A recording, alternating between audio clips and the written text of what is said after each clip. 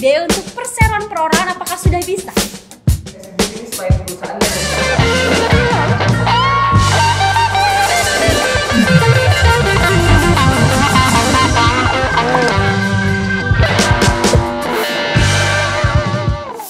Hai Sobat Legal, ketemu lagi dengan saya Alfi. Kali ini dalam segmen Legal to Talks. Nah, dalam segmen spesial ini Legal to Us bekerja sama dengan Isdianto Law Office. Dan di sini sudah bergabung bersama dengan kita Mas Putut Syafarudin. Selamat sore Mas Selamat Putut. sore Mbak Terima kasih banyak ya Mas. Terima kasih banyak Mas Putut sudah mau bergabung bersama dengan kita dalam segmen spesial ini. Nah, sebelum kita mulai, barangkali teman-teman sobat legal di rumah itu mau kenalan dengan Mas Putut lebih jauh. Silakan Mas Putut.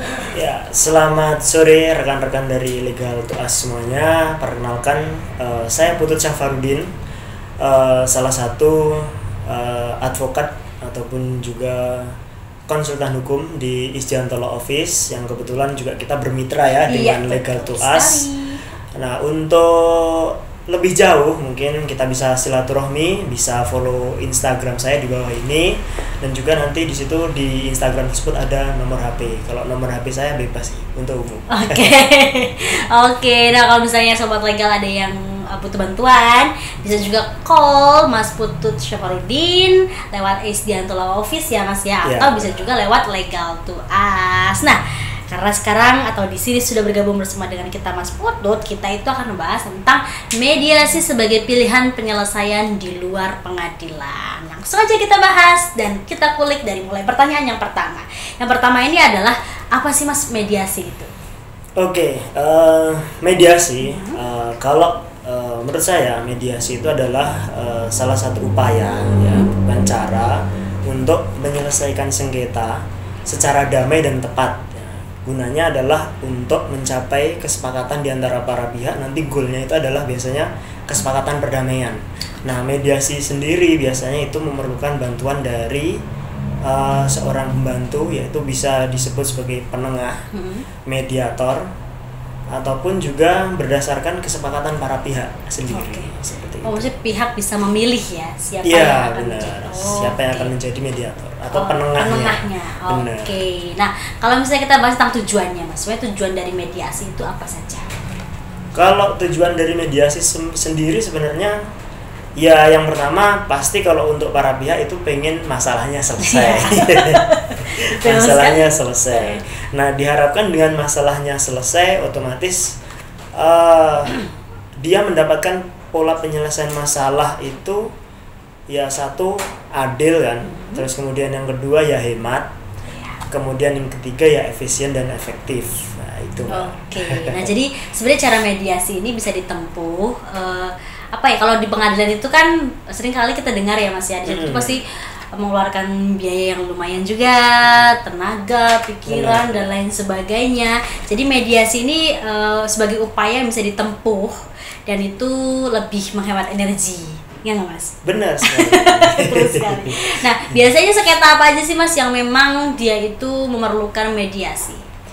Pada dasarnya semua sengketa itu kalau untuk sifatnya keperdataan sesuai amanah di Perma nomor 1 tahun 2016 itu wajib ya. Nah, akan tetapi ada beberapa yang memang kalau misalkan di pengadilan itu yang sebaiknya tidak dimediasi, atau memang berdasarkan peraturan dari Perma itu tidak bisa dimediasi. Contohnya adalah segala sengketa yang di situ dibatasi dengan waktu penyelesaiannya. Contohnya misalkan keberatan terhadap putusan KPPU dan lain sebagainya, itu kan terbatas waktu. Akan tetapi kalau misalkan sifatnya sengketa yang di situ tidak dilarang ya, atau yang tidak dikecualikan, itu boleh ya kan. Mungkin berdasarkan banyak isu yang di luar gitu kan, karena ya memang ada aturannya ya. Misalkan pidana ataupun sengketa-sengketa yang rumit itu bukan rumit ya, saya revisi ya. Maksudnya contoh pidana gitu, itu biasanya nggak bisa dimediasi. Akan tetapi di sini sebenarnya ada yang dikecualikan bisa dimediasi. Contohnya misalkan tindak pidana yang masuk dalam kategori ringan kayak gitu. Kalau yang wajib dimediasi sendiri kalau di pengadilan ataupun di luar pengadilan, itu sengketa keperdataan itu sifatnya wajib. Oke. sengketa keperdataan ya Iya. wajib ya. Kalau pidana mungkin ada yang bisa, ada yang tidak gitu. Mungkin kalau kasus pembunuhan gitu Mas. Sulit ya. Itu kayaknya tinggi guys, kayaknya tinggi. Kalau Mungkin- ada ketentuannya sih sebenarnya, Oke. ada ketentuannya. Gini, kalau misalkan pembunuhan gitu ya, yang boleh dimediasi ataupun kena dalam masuk dalam kategori bisa di restoratif justice ya, itu biasanya hukumannya itu tidak lebih dari 3 bulan. Atau memang misalkan pencurian yang 2,500 tidak lebih dari itu. Oh, iya. Tapi gini, kita juga sering misalkan di kantor ini menangani suatu perkara yang itu sifatnya hukumannya lebih dari 5 tahun. Iya. Tapi bisa dimediasi, asalkan apa? Para pihaknya ini, antara si pelaku sama korban ini setuju. Oh iya. Memang kehendak dari para pihak ini untuk mencapai kesepakatan perdamaian. Iya, ini Nah, kan kayak gitu. lagi viral juga tuh Mas yang di Instagram itu yang kasusnya pengeroyokan itu ya kita tahu semua ya. Yang Rubicon. mungkin ya Rubicon itu yang ya beritanya mau ada Iya. gitu lah. Apa tadi Mas? Restoratif justice ya gitu. Salah satu syaratnya itu sebenarnya gini Mbak, itu tidak bertentangan dengan misalkan ketertiban umum, terus kemudian juga kesusilaan dan sebagainya, dan juga ada batas-batas norma yang nggak boleh dilanggar. Kalau misalkan itu boleh di restoratif justice, otomatis bisa menimbulkan persepsi, oh ternyata semua perkara itu bisa dimediasi, misalkan meskipun dampaknya nanti akan buruk di masyarakat. Jadi seolah-olah muncul tanda kutip semua perkara bisa diselesaikan dengan uang. Itu tidak boleh. Makanya nanti kalau khusus pidana itu harus melibatkan misalkan dari kepolisian, kejaksaan. Nah itu ada prosedur yang harus dilalui. Kuncinya prosedur. Iya. Kalau kejaksaan ataupun kepolisian nggak mau, berarti itu nggak bisa. Oke, ada prosedur ya guys ya. Jadi Iya. nggak tiba-tiba bisa gitu, itu memang harus ada prosedur dan syarat yang harus dilaksanakan. Nah biasanya siapa saja sih Mas yang bisa melakukan mediasi? Oke, ini mungkin gini, kita kelompokkan dulu. Kalau untuk mediasi di tingkat misalkan khusus pidana, misalkan di kepolisian, otomatis dari pihak penyidik ya, dari pihak kepolisian. Terus kalau dari kejaksaan sudah masuk ke penuntutan dan sebagainya, dan masih dimungkinkan untuk mediasi, itu berarti dari pihak kejaksaan. Tapi kalau sifatnya misalkan itu ranah hukum privat kayak perdata, ataupun masih dalam tahap belum masuk ke proses litigasi yaitu persidangan, itu pada hakikatnya semuanya bisa. Tapi di sini ada yang membedakan, yaitu seorang mediator ini seharusnya memiliki kompetensi, ya kan, pengetahuan di bidang mediasi ini supaya apa, produk dari kesepakatan perdamaian atau yang disepakati oleh para pihak ini memiliki kekuatan hukum. Karena kelebihan mediasi salah satunya adalah dia memiliki kekuatan hukum. Benar. Kayak gitu. Jadi seperti contoh, saya ambil contoh kalau misalkan terjadi konflik yang sifatnya bukan sengketa ya, mungkin Bapak Mbak Alfi adalah seorang tokoh mungkin masjid gitu ya, kayak takmir atau pak kiai. Nah biasanya masyarakat juga nggak segan misalkan merasa percaya kepada simbahnya Mbak Alfi gitu untuk meminta bantuan di mediasi terkait dengan permasalahannya. Itu bisa. Tapi khusus untuk yang mengandung sengketa hukum, itu sebaiknya orang yang memiliki kualifikasi ataupun kompetensi di bidangnya. Oke. Kayak gitu. Kalau misalnya saya mau jadi mediator gitu gimana Mas? Kalau Mbak Alfi mau jadi mediator bisa. Nah, nanti Mbak Alfi bisa kolaborasi juga, bisa gabung dengan Samgat, yaitu salah satu usaha kami di bidang pelatihan mediasi.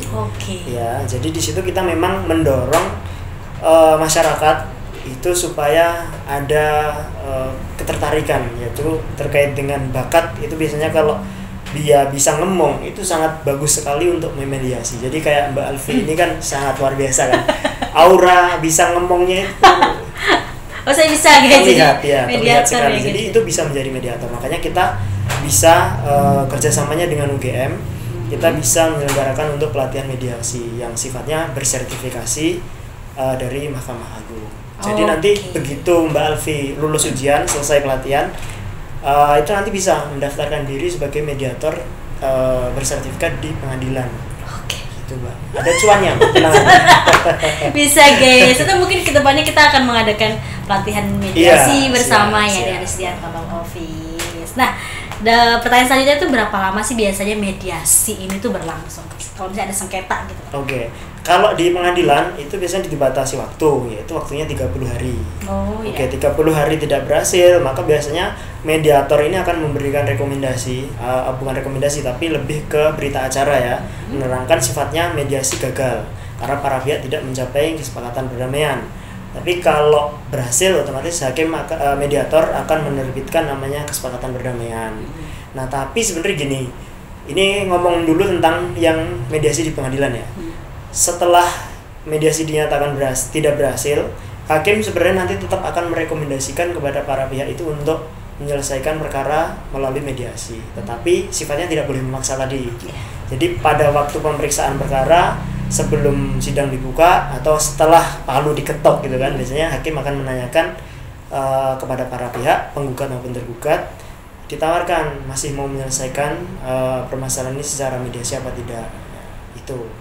Nah, kalau misalkan tidak, ya otomatis pemeriksaan akan dilanjut. Ini istilahnya kalau dalam perma ini adalah perdamaian sukarela. Kayak gitu. Jadi kalau meskipun perkara sudah dilanjutkan tapi para pihak menghendaki adanya kesepakatan perdamaian, bisa. Hakim bisa membantu sekali. Oke. Tapi mungkin juga berapa lamanya juga tergantung dari kasus ya Mas ya. Ya, kalau lamanya itu tadi ada batasan waktu kalau di pengadilan ya. Kenapa ada batasan waktu 30 hari? Supaya gini, kadang ada permainan para pihak ini, salah satu pihak yang nggak beritikat baik supaya memperlama proses. Oh iya. Ya, itu yang nggak boleh sebenarnya. Tapi kalau misalkan ya ini tadi kita ngomong di pengadilan ya. Tapi kalau kita ngomong di luar pengadilan, saran saya sih ini, waktunya juga tetap ada mediator nanti menentukan waktu. Misalkan disepakati berapa bulan, 1 bulan atau 2 bulan. Tapi kalau memang mediator ini menganggap di antara dua belah pihak ini ada etikat baik untuk menyelesaikan, ya kita berikan waktu. Ya, kita berikan waktu karena sifat dari perkara itu kan beda-beda. Ada yang mudah, ada yang gampang, ada yang susah kayak gitu. Nah, kalau untuk yang mudah ini biasanya 1 kali pertemuan bisa. Nah, kuncinya biasanya kalau kami itu di kaukus. Kaukus itu biasanya pertemuan terpisah. Jadi kita bisa mengkonfrontir tanpa ada kecurigaan dari salah satu pihaknya. Terus kemudian yang paling penting dalam mediasi itu kan menyamakan persepsi, bagaimana membangun kepercayaan dari para pihak, begitu rekan-rekan. Gitu guys, gitu. Nah, kalau untuk keuntungannya nih Mas, keuntungannya tuh apa sih kalau misalnya kita melakukan mediasi jika ada sengketa? Oke. Ini saya cerita tentang pengalaman di kantor kami sendiri ya, karena kebetulan di kantor kami ini kebanyakan kliennya adalah perusahaan. Nah, bagi perusahaan citra itu sangat penting. Iya. Ya, karena membangunnya itu bisa berpuluh-puluh tahun gitu kan. Nah, apalagi kalau kita misalkan di perhotelan itu kan ada apa namanya komen itu kan, review dari customer dari salah satu pelanggan gitu kan, buruk kayak gitu atau ada keluhan apapun, itu kan sangat mempengaruhi rating ya. Jadi kan gini, kalau di perusahaan klien kami biasanya mereka akan lebih memilih mediasi. Kenapa? Karena sifat dari mediasi ini kan tertutup dan juga rahasia. Jadi kalau di pengadilan otomatis nama dari klien itu akan jalan gitu kan, diumumkan kayak gitu. Nah, otomatis ketika ini terbuka untuk umum, satu mungkin akan menimbulkan ketidakpercayaan customer. Kemudian yang kedua, investor juga akhirnya mikir-mikir, oh ini kok ada kasus hukum. Nah, itu sangat penting. Jadi saran saya kalau misalkan itu khusus klien, misalkan untuk perusahaan yang memang bisa diselesaikan secara mediasi, diselesaikan secara mediasi karena lebih menguntungkan. Yang pertama, citra aman, efektif, efisien, hemat waktu, dan yang selanjutnya adalah ada kepastian hukum. Kepastian hukum karena gini, misalkan nih sengketa tersebut sudah berhasil dibuat kesepakatan perdamaian oleh para pihak. Nah, di antara produk kesepakatan perdamaian ini bisa ditingkatkan menjadi akta perdamaian. Nah, ditingkatkan menjadi akta perdamaian, nanti misalkan tiba-tiba di kemudian hari 1 bulan misalkan ya, salah satu pihak mengingkari, bisa diajukan permohonan eksekusi. Kalau melalui proses persidangan biasa, waktunya bisa tadi yang saya katakan sidang di tingkat pertama pengadilan negeri bisa 6 bulan kurang lebih, di tingkat kedua 3 bulan, sampai kasasi belum ada PK dan sebagainya. Itu 1 tahun lebih. Nah tapi kalau mediasi selesai dalam 1 minggu, langsung ada kesepakatan perdamaian menjadi akta perdamaian. 1 bulan itu sudah kekuatan hukumnya terjamin. Nah itulah tadi sobat legal keuntungan kalau misalnya sobat legal menggunakan mediasi untuk menyelesaikan sengketa. Nah langsung nih Mas, kita pertanyaan selanjutnya yaitu apa yang terjadi jika mediasi itu gagal dilaksanakan? Kalau mediasi gagal itu sebenarnya juga karena itu gagal itu berarti kan itu hasil dari kesepakatan para pihak ya, atau memang salah satu pihak susah diajak negosiasinya seperti itu. Nah nanti langkah yang bisa diambil untuk para pihak ini adalah dengan mengajukan gugatan. Kalau itu sifatnya keperdataan, tapi kalau misalkan bukan keperdataan, ya bisa menempuh upaya hukum sesuai dengan bidang ataupun jenis perkaranya. Seperti itu. Jadi mungkin ada upaya yang dapat dilakukan lagi yaitu dengan mengajukan gugatan itu ya? Iya, gugatan ataupun kalau misalkan pidana ya laporan polisi dan lain sebagainya. Nah kalau misalnya Mas Putut punya nggak pengalaman gitu yang menarik ketika melakukan mediasi dengan seseorang gitu, atau dengan perusahaan atau lain sebagainya? Mau yang lucu atau yang lucu apa? Nah, ini pengalaman pribadi aja ya. Nanti saya ambil 2 contoh gini. Yang pertama, saya pernah memediasi mantan gitu kan. Ini buat balikan lagi atau bukan, karena kan gini, saya juga tidak mengira kalau akan menekuni profesi lawyer gitu kan. Lawyer itu biasanya juga mencangkup jasa kayak keperdataan khususnya di bidang pernikahan kayak cerai. Betul.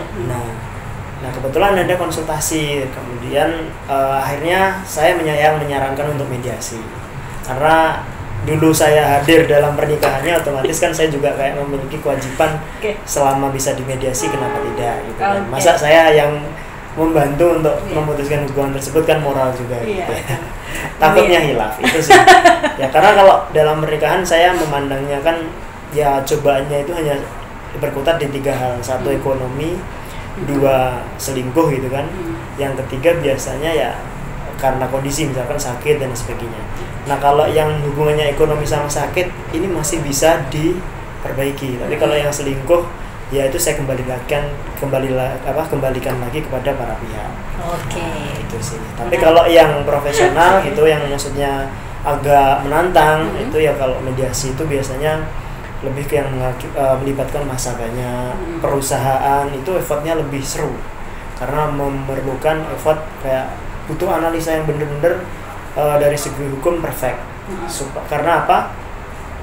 Ketika kita sebagai mediator, pemikiran kita itu harus 10 langkah di antara para pihak. Karena gini, meskipun kita tidak boleh memaksakan ataupun memutus suatu sengketa di antara para pihak itu dengan penyelesaiannya harus seperti ini, itu kita tidak boleh. Tetapi gini, terkadang kita kunci berhasil itu adalah dengan memberikan mereka pemahaman. Konflikmu itu akibatnya seperti ini loh. Untuk perusahaanmu, misalkan kamu ngotot, egois gitu kan dengan pendirianmu, kerugian yang akan kamu alami itu ABC. Itu kita harus paham. Kadang ketika kita menjelaskan itu ternyata lawan ataupun misalkan dari para pihak itu nggak paham. Itu menjadi kunci keberhasilan mediasi. Gitu. Jadi inovasi ataupun solusi yang kita berikan, kita tawarkan itu biasanya itu menempatkannya di paralel ya. Itu harus 10 langkah ke depan di antara para pihak. Nah itu yang pertama tuh mediasi. Mantap. Kukira bercanda loh tadi itu Mas itu ternyata, tapi emang ada perkara ya. Gitu kan, dan semoga bisa terselesaikan dengan baik juga. Alhamdulillah sekarang sudah rujuk dan sudah 3 anak. Ya itulah, ada juga permasalahan rumah tangga. Dan tadi memang yang paling seru itu kadang yaitu ya mungkin mediasi untuk perusahaan karena kan itu melibatkan banyak orang, banyak pihak gitu. Nah tadi kita sudah sharing tentang mediasi, dan yang terakhir itu mungkin ada closing statement nih Mas buat sobat legal di rumah tentang mediasi ini. Atau mediasi ini harus dilakukan guys gitu. Ini sangat penting sekali atau untuk menghindari sengketa dan sebagainya. Silakan. Oke. Jadi gini, mungkin closing statement dari saya adalah seperti ini. Karena pada prinsipnya kita ini hidup di muka bumi ini ya dalam rangka ibadah, dan ada kaitannya juga linear sama vertikal, nanti hubungannya sama kita. Kewajiban kita adalah membaur berinteraksi, dan interaksi itu resikonya adalah konflik. Jadi saya mengharapkan di masyarakat nanti akan tumbuh banyak mediator, dan juga dengan tumbuhnya banyak mediator itu para pelaku usaha maupun dari semua individu itu lebih memilih untuk menyelesaikan perkaranya melalui mediasi. Karena apa? Ya simpelnya itu bisa memulihkan dalam keadaan semula. Yang misalkan penyelesaiannya melalui hukum, otomatis salah satu pihak merasa dirugikan atau dikalahkan. Ketika mediasi, ya salaman namanya. Win-win solution, bisa lebih damai, rasa adil itu ada. Begitu Mbak. Jadi mediasi ini sebenarnya dilakukan juga untuk mencari kesepakatan bersama lagi. Benar, kan antara kuncinya kesepakatan bersama antara kedua belah pihak gitu kan. Karena kan pasti ketika kita menjalin kerjasama, dan biasanya kan konfliknya itu kalau misalnya ada kerjasama itu kan, entah itu kerjasama bisnis atau lain sebagainya, lalu ada konflik dan kita mulai ada egois mungkin, ingin menang atau lain sebagainya, tadi citra itu tadi. Jadi kita akan mungkin dari mediasi itu kita akan kembalikan lagi ke visi misi awalnya seperti apa gitu, menyamakan persepsi lagi, mengembalikan lagi memori-memori dulu gitu, untuk berusaha seperti ini tuh kalian gimana dan lain sebagainya, perancangan dan lain sebagainya gitu. Jadi mediasi bisa menjadi satu langkah yang penting dilakukan oleh para pelaku usaha ataupun masyarakat di sana, sobat legal semuanya, karena ini untuk mencari win-win solution tadi. Jadi bukan untuk kita saling gotok-gotokan gitu kan. Jadi siapa yang terkuat gitu, tidak, tapi kita mencari solusi terbaik untuk kedepannya buat semuanya. Nah, terima kasih Mas Putut. Sama-sama Mbak. Kita tadi diskusinya sangat menarik ya. Mungkin kedepannya kita bisa diskusi tentang tadi mediasi dalam pernikahan. Itu aku sebenarnya agak banyak sekali kan Mas di sini gitu kan, yang memang butuh juga nih, atau sebenarnya bagaimana sih langkah-langkah mediasi dalam pernikahan atau mediasi dalam sengketa kerjasama mungkin. Jadi kita bisa bahas yang lebih mengerucutnya lagi. Sekali lagi terima kasih Mas Putut, terima kasih Isianto Law Office. Kita akan ketemu lagi dalam program selanjutnya, program Legal to Talk, dengan pembahasan yang lebih menarik. Dan jangan lupa kalau misalnya informasi lainnya tentang bisnis, hukum ataupun legalitas, bisa follow Instagram kami @legaltous, atau akses website kami www.legaltous.com, atau call di nomor ini di bawah ini ya, di WhatsApp, nomor WhatsApp kami. Jadi kita juga bisa menerima pertanyaan-pertanyaan, atau teman-teman atau sobat legal bisa konsultasi perihal hukum, bisnis, dan juga legalitas bersama dengan Legal to Us. Sampai jumpa lagi di Sabtu berikutnya. Bye-bye. Salam Legal to Us. Saya mau ningkatin CV ke PT. NIB untuk perseroan perorangan apakah sudah bisa? Bisnis by perusahaan.